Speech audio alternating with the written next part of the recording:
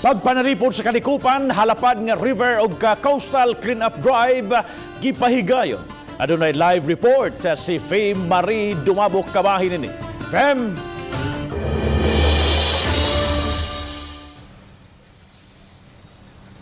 Bab, diha sa may South Road Properties, sugdan ang pagpahigayon sa dakong kalihukan sa pagpanglimpyo ugma sayo sa buntag.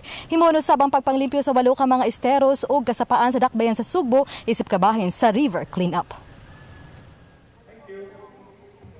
Gila sa Environmental and Management Bureau ang pagpasagadog labay sa mga basura nga mao gihapoy nagunang hinungdan sa grabe nga pagbaha nga nasinati isugod nito Martes sa gabi hangtod na pagka-Miyerkules sa kadlawon. Laing gitudlo nga nakatampo sa problema sa baha ang encroachment sa kasapaan ug ang kakuwang sa mga mulupyo sa saktong kasayuran sa paghipos sa basura. Nakita pa usab nga problema ang kalidad sa tubig ug daghan pa.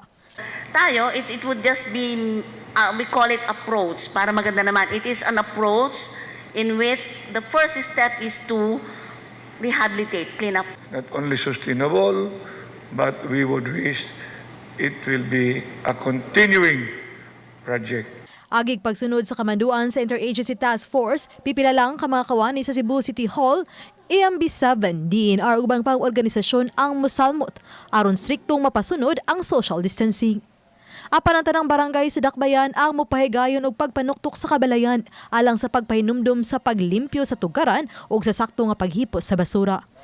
Isip chairman sa giumol nga Coastal Management Task Force, gipadayag ni Rama nga ibalik ang quarterly coastal and river cleanup. Just to ensure that the waste in these areas would not be drained to Mactan Channel. Yun ang objective natin.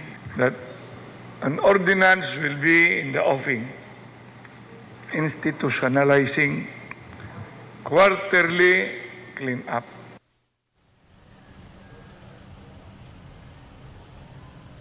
Bab, gawa sa ipahigayon nga coastal river cleanup drive diha sa Dakbayan sa Sugbo, aduna sa himuon nga pagpanglimpyo kon pagkuha og basura diha sa ilawom nga parte sa kadagatan, diha himuon sa Dakbayan sa Lapu-Lapu ug syudad sa Talisay.